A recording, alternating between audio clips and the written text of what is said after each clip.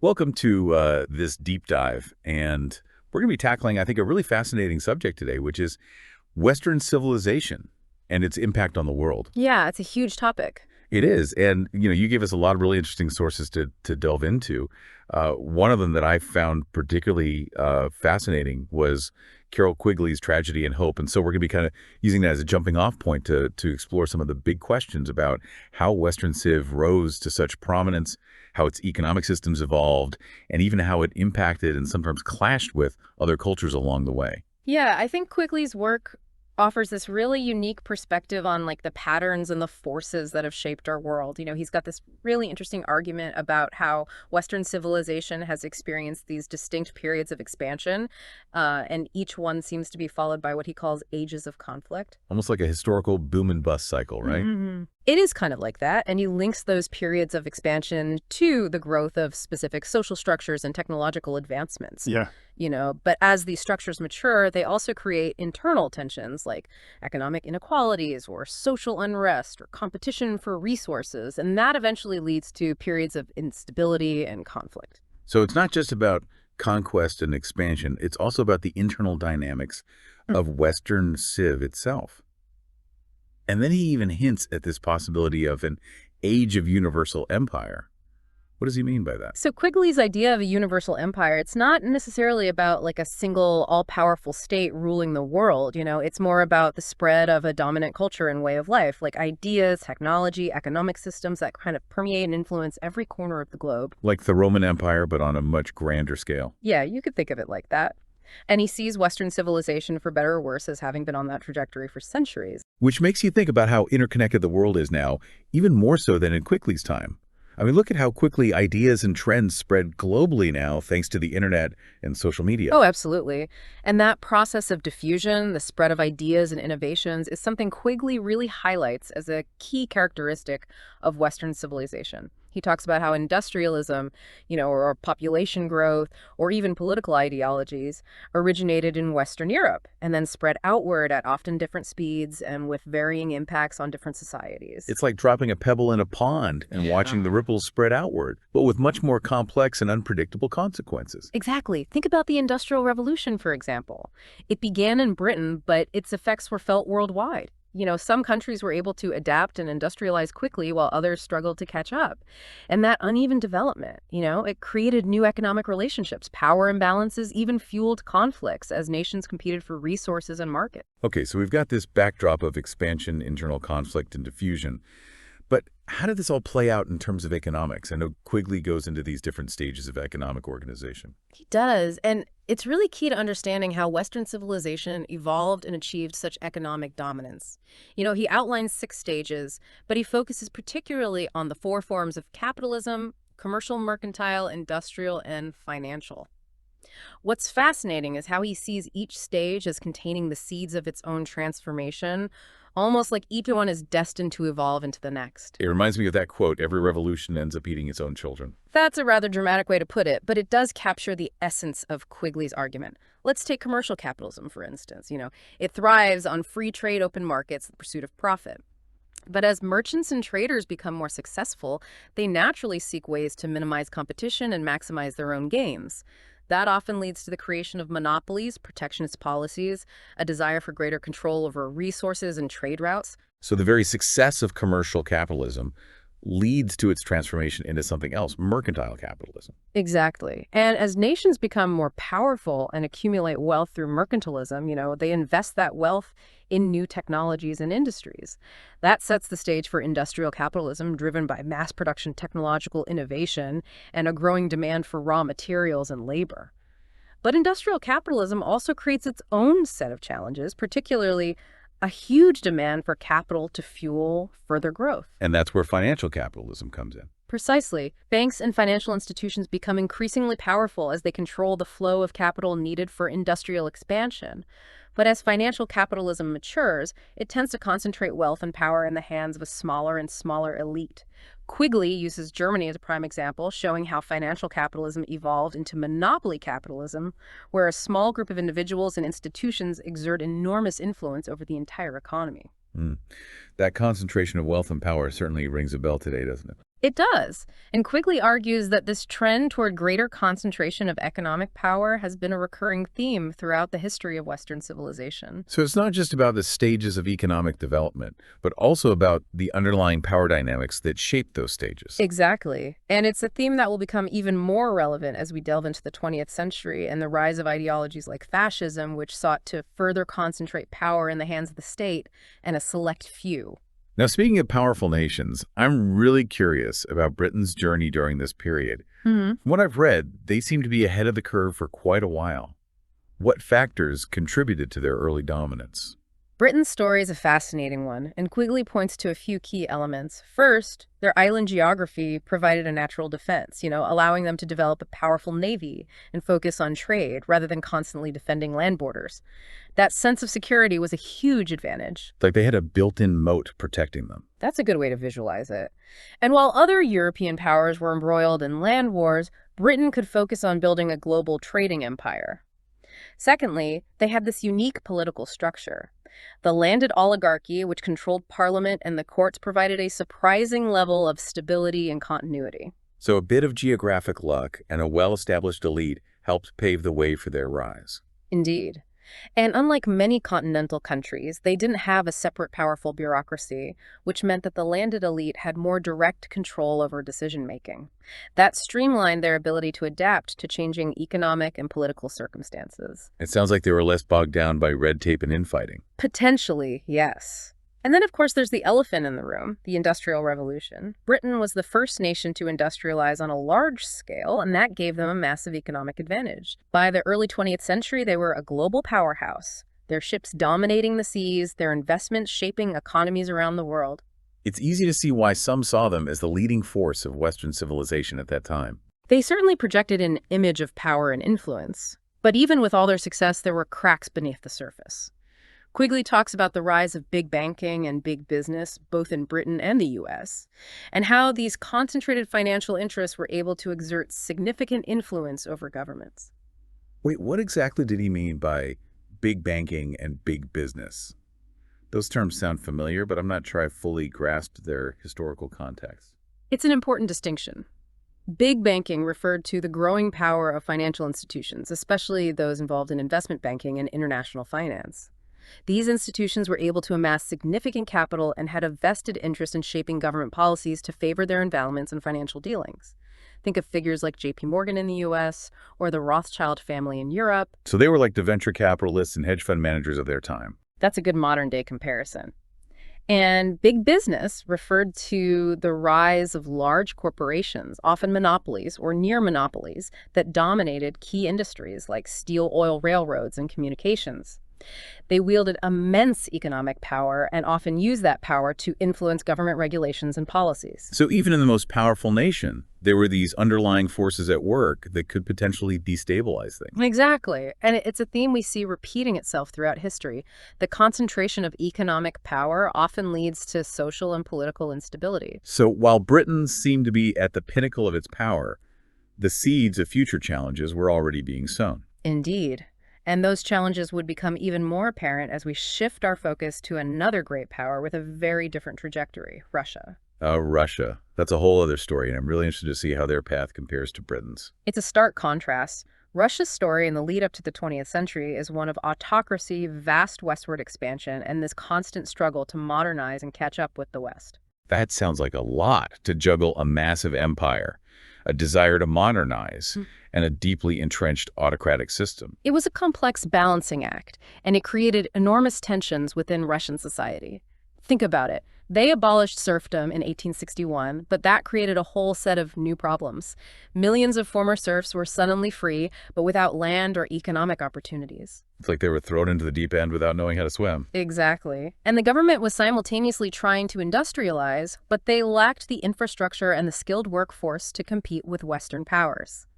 This push to modernize also led to the emergence of new social classes, the bourgeoisie and the proletariat, who demanded greater rights and political participation, which challenged the existing power structure. It sounds like a recipe for social and political upheaval. It was. And on top of all that, Russia had this incredibly vibrant but also chaotic intellectual landscape. Quigley describes it as a search for the key to life and truth. a search that often led to extreme and contradictory viewpoints. You had thinkers advocating for everything from violent revolution to religious fundamentalism, from embracing Western liberalism to clinging to traditional Slavic values. Wow, it must have been a very intense and confusing time to be alive in Russia.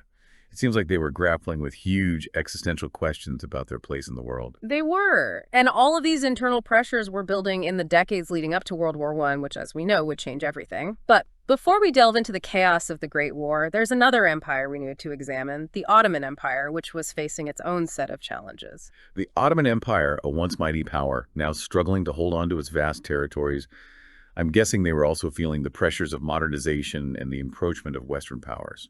Absolutely. Right. By the 19th century, the Ottoman Empire, once a formidable force stretching across 3 continents, was in a state of decline.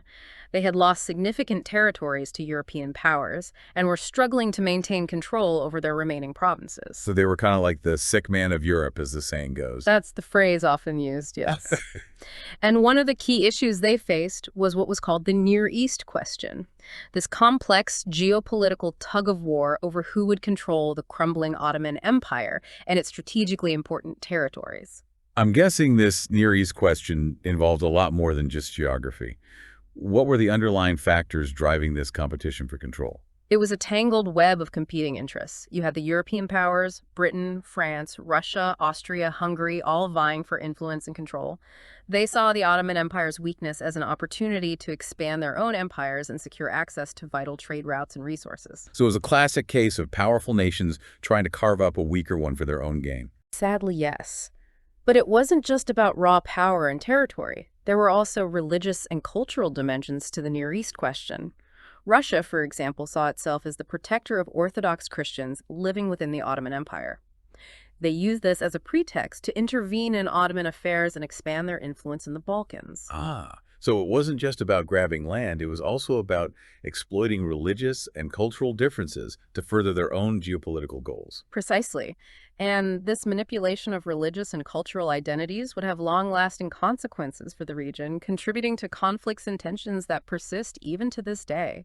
It's fascinating but also sobering to see how these historical events continue to shape the world we live in today. It is. And it highlights the importance of understanding history, not just as a collection of facts and dates, but as a complex web of interconnected events and forces that continue to influence our present and shape our future. Last time we were talking about how the world was kind of on this collision course in the early 20th century, with empires in decline, new ideologies, emerging tensions simmering across the globe.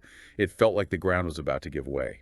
And it did, quite dramatically, in the summer of 1914. The assassination of Archduke Franz Ferdinand in Sarajevo, seemingly an isolated incident, triggered this chain reaction that plunged Europe and eventually the entire world into a war unlike any before it. Yeah, the assassination is often cited as the spark that ignited the powder keg. But it feels almost unbelievable that one event could have such catastrophic consequences. Was the world really that volatile at the time? It was. And that's a testament to how interconnected and fragile the international system had become. The major powers were bound by this complex web of alliances. So when Austria-Hungary declared war on Serbia after the assassination, it set off this domino effect. Russia mobilized to support Serbia. Germany mobilized to support Austria-Hungary. France and Britain were drawn in to honor their commitments. And within weeks, it was a full-blown global conflict. So those alliances definitely played a major role in escalating the situation. But it wasn't just about treaties and military obligations, was it? It also seems like the ideologies of the time, nationalism, militarism, created this atmosphere of heightened tension and made compromise almost impossible. Absolutely. Nationalism was at a fever pitch. Each nation believed in its own inherent superiority and destiny, and that made diplomacy incredibly difficult. There was this widespread belief that war was not only inevitable but also glorious, a test of national strength and a chance to prove one's dominance on the world stage. Military leaders were planning for a quick, decisive war, a romantic notion that would quickly be shattered by the realities of modern warfare. That's where the technology comes in, right? The clash of outdated military tactics with these new, terrifyingly efficient weapons. Exactly. The early 20th century witnessed remarkable advancements in weaponry, machine guns, heavy artillery, poison gas. But military leaders were slow to adapt their strategies, still clinging to Napoleonic-era tactics that emphasized massed infantry charges and cavalry attacks. It's almost unfathomable, sending soldiers charging across open fields into a hail of machine gun fire and artillery shells. It was a horrific mismatch, a brutal awakening to the realities of modern warfare. The result was a bloodbath on a scale never before seen. Millions of soldiers were slaughtered in these pointless offensives. The trenches became symbols of this horrifying new kind of war, where men lived in squalor, surrounded by death and destruction for months or even years on end. It's heartbreaking to even imagine the physical and psychological toll it must have taken on those soldiers. It was a profound trauma, not only for those who fought, but for entire societies. Yeah. Governments took control of economies, rationing goods, directing production towards military needs, censoring information, whipping up patriotic fervor to maintain support for the war. Women entered the workforce in unprecedented numbers, filling jobs left vacant by men who had gone off to fight propaganda machines, churned out messages designed to demonize the enemy and portray the war as this righteous struggle for survival. The war permeated every aspect of life, leaving no one untouched by its shadow. One thing I found really interesting in Quigley's work was his discussion of the diplomatic maneuvering that happened behind the scenes during the war. It wasn't just about the fighting on the battlefields, it was also about winning hearts and minds, forging alliances, and trying to secure advantages for the post-war world. That's a crucial point. World War I was as much a diplomatic struggle as a military one. The major powers were constantly trying to outmaneuver each other, making secret deals and vying for influence over smaller nations. They sought to secure resources, territories, and political support, even as millions were dying in the trenches. It sounds like a high-stakes game of chess with the fate of entire nations hanging in the balance. That's an apt analogy. And one of the most striking examples of this diplomatic maneuvering was the series of agreements made over the fate of the Ottoman Empire. The Allied powers, Britain, France, and Russia, were secretly carving up Ottoman territories, promising them to each other and to various other groups in exchange for support. So even as they were fighting a war, ostensibly for democracy and freedom, they were making backroom deals that would sow the seeds of future conflicts. Sadly, yes. The wartime diplomacy was often cynical and short-sighted, driven by realpolitik, the pursuit of power and self-interest, rather than by any grand vision of a just and lasting peace. These secret agreements would have far-reaching consequences, shaping the political landscape of the Middle East for decades to come, and contributing to many of the conflicts we see in the region today. It's a reminder that even in the midst of unimaginable suffering, human nature with its ambitions and thirst for power doesn't change that much. But eventually, after 4 long years of bloodshed, the war finally came to an end in 1918. What happened next? Well, the victorious powers convened in Paris to negotiate a peace settlement, hoping to create a new world order that would prevent such a catastrophe from ever happening again. And it's here at the Paris Peace Conference that many of the seeds of future conflicts were sown. I'm assuming the Treaty of Versailles, the treaty imposed on Germany, played a central role in this. It did. The Treaty of Versailles was incredibly harsh. Germany was forced to accept blame for the war-seed territories, pay massive reparations, and severely limit its military. The Allies, particularly France, were determined to punish Germany and prevent it from ever posing a threat again. It sounds like they were trying to cripple Germany both economically and militarily. That was certainly the intention. But many historians argue that the Treaty of Versailles was ultimately counterproductive. It created deep resentment in Germany, fueled economic instability, and contributed to the rise of extremist ideologies that would eventually lead to World War II. Instead of fostering reconciliation and a lasting peace, it created a climate of bitterness and revenge. So the very treaty that was supposed to prevent future wars actually helped create the conditions for another one. What a tragic irony. It is a tragic irony. And it wasn't just the Treaty of Versailles that caused problems. The entire peace settlement was flawed. It redrew borders, created new nations, and imposed a new global order that was based on the interests of the victorious powers rather than on principles of self-determination or a genuine understanding of the complex ethnic and cultural dynamics of the regions they were reshaping. It's striking how often we see this pattern throughout history. A war ends, a peace treaty is signed, but the underlying issues and resentments are never truly resolved. It's like they were trying to put Humpty Dumpty back together again, but they were missing some of the pieces and using the wrong glue. That's a great analogy. And as you pointed out, the peace settlement also failed to adequately address the role of international banking interests. Quigley argues that these powerful financial interests, both in Europe and the United States, had their own agendas and exerted significant influence over the negotiations. So it wasn't just about national interests and political rivalries, it was also about economic interests and the pursuit of financial gain. Precisely. And these interests often overlapped and intertwined. For example, Quigley talks about how certain banking groups pushed for harsh reparations on Germany, not necessarily out of a desire for revenge, but because they saw it as a way to secure their own financial interests and investments. They had lent heavily to the Allied powers during the war, and they wanted to ensure they got their money back. Wow, that adds a whole other layer of complexity to the story. Yeah. It's like they were using the peace settlement to line their own pockets, while millions were struggling to rebuild their lives after the devastation of war. It was a time of great upheaval and uncertainty, and unfortunately, economic opportunism often went hand in hand with political maneuvering. This intertwining of economic and political interests would continue to play a major role in global affairs throughout the 20th century, shaping everything from the Great Depression to the Cold War. Okay, so we've got this flawed peace settlement, economic chaos brewing, and a lot of resentment simmering beneath the surface. This sets the stage for the rise of fascism, doesn't it? This ideology that seemed to spring up from the ashes of World War I. You're right. Fascism emerged in the aftermath of World War I, feeding off the disillusionment, economic hardship, and political instability that gripped many European nations. It offered a seductive but ultimately dangerous solution, a rejection of democracy, liberalism, and internationalism in favor of a strong authoritarian state that promised to restore national pride, order, and prosperity. So it was a kind of backlash against the perceived failures of the old order, a yearning for a simpler time when nations were strong and people were united. That's a key part of its appeal. People were looking for answers for someone to blame for the horrors of the war and the economic struggles that followed. Fascism offered them scapegoats, Jews, communists, foreigners, and it promised to restore a sense of purpose and unity that many felt had been lost in the chaos of the post-war world.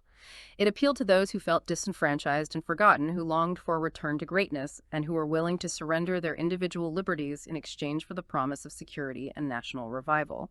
It's a stark reminder of how fragile democracies can be during times of crisis, how easily people can be swayed by charismatic leaders who offer simple solutions to complex problems, especially when they feel threatened and afraid. Absolutely. And the tragic reality is that fascism wouldn't remain a fringe movement. It would eventually take hold in some of Europe's most powerful nations, Germany, Italy, Spain, with devastating consequences for the entire world. It's chilling to think about how this ideology, born out of the ashes of one war, would soon engulf the world in another even more destructive conflict. It seems like history is often a cycle of violence and upheaval, followed by flawed attempts at peace that only pave the way for future conflicts. It's a pattern that's hard to ignore, and as we move into the mid-20th century, we'll see how this cycle plays out, once again leading to World War II and the emergence of a new world order shaped by the Cold War rivalry between the United States and the Soviet Union.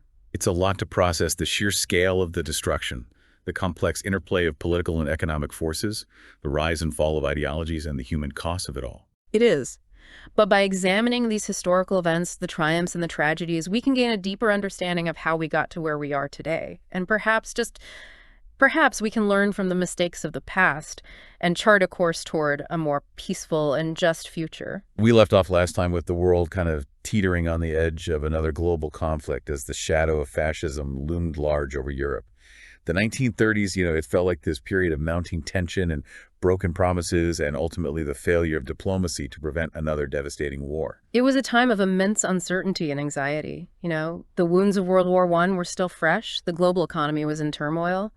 Yet despite the clear warning signs, the world seemed unable or unwilling to confront the growing threat of fascist aggression. Yeah, one of the things that struck me in the sources was this idea of appeasement. The strategy adopted by the Western powers, particularly Britain, of making concessions to Hitler in the hope of avoiding another war. It seems almost naive in retrospect, but what were they thinking at the time? It's easy to judge the decisions of the past through the lens of hindsight. But at the time, appeasement seemed like a reasonable course of action to many. The horrors of World War I were still vivid in people's minds, and there was this strong desire to avoid another such conflict at any cost.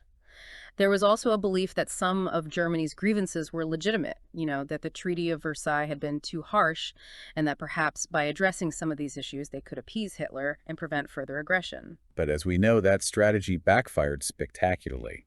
It only emboldened Hitler, convincing him that he could get away with anything.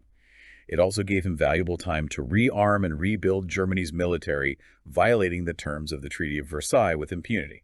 Precisely, appeasement was a gamble that failed. It sent a message of weakness and indecision, which only emboldened Hitler and his allies. By the late 1930s, it was clear that war was inevitable. The world was once again on a collision course, and this time the stakes were even higher. So despite the best efforts of some to maintain peace, The world was once again plunged into war in 1939. This time, it was a truly global conflict, even more devastating than the one that preceded it. Yeah. How did World War II differ from World War I? World War II was a conflict of unprecedented scale and brutality. It engulfed entire continents, drew in nations from across the globe, and resulted in an estimated 50 to 85 million deaths. It was a war fought not only on battlefields, but also in cities, in homes, and in the hearts and minds of civilians caught in the crossfire.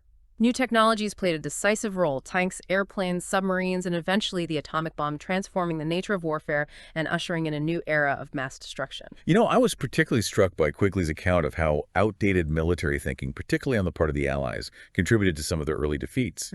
It seems like they were still fighting the last war, while the Germans had developed new tactics and strategies that took advantage of the latest technology. That's a keen observation. The Germans, under Hitler's leadership, had developed this new doctrine of warfare known as blitzkrieg, which emphasized speed, mobility, and overwhelming force.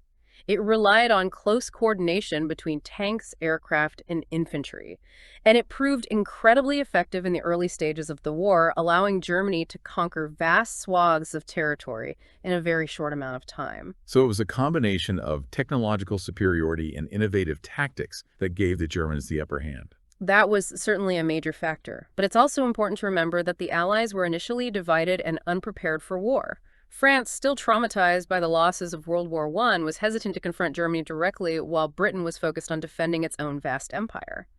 The United States, initially reluctant to get involved in another European war, remained neutral until the Japanese attack on Pearl Harbor in 1941. And then, of course, there's the Soviet Union. They played a decisive role in the war, but their motivations and actions were often shrouded in secrecy and ambiguity. The Soviet Union under Stalin's brutal dictatorship is a complex and often controversial character in the story of World War II. Initially, they signed a non-aggression pact with Hitler in 1939, which allowed them to seize territory in Eastern Europe.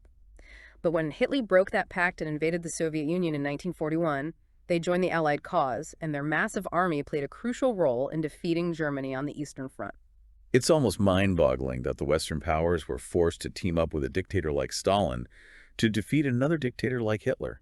It speaks to the strange alliances and moral compromises that war often necessitates. War makes for strange bedfellows, as the saying goes. The alliance between the Western democracies and the Soviet Union was one of necessity, not shared values.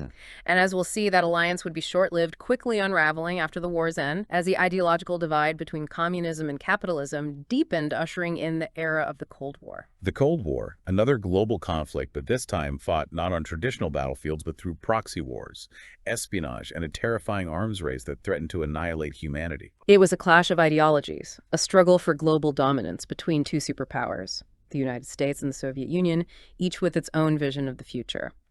The Cold War cast a long shadow over the second half of the 20th century, shaping everything from foreign policy to scientific research to popular culture. Yeah, it's hard to imagine now, but for decades the world lived under this constant threat of nuclear annihilation. The arms race between the superpowers led to the development of increasingly powerful and destructive weapons, and both sides developed these elaborate strategies for deterring and, if necessary, fighting a nuclear war. It was a time of high tension and constant anxiety. The world watched with bated breath as these two superpowers engaged in this dangerous game of brinkmanship, pushing each other to the limit, but somehow managing to avoid a direct military confrontation that could have had apocalyptic consequences. One of the things that fascinated me in Quigley's work was his discussion of the various strategies that were developed during the Cold War: containment, deterrence, mutually assured destruction. It's like they were constantly trying to outthink and outmaneuver each other, but with incredibly high stakes. The Cold War was a complex and multifaceted conflict, and both sides made mistakes.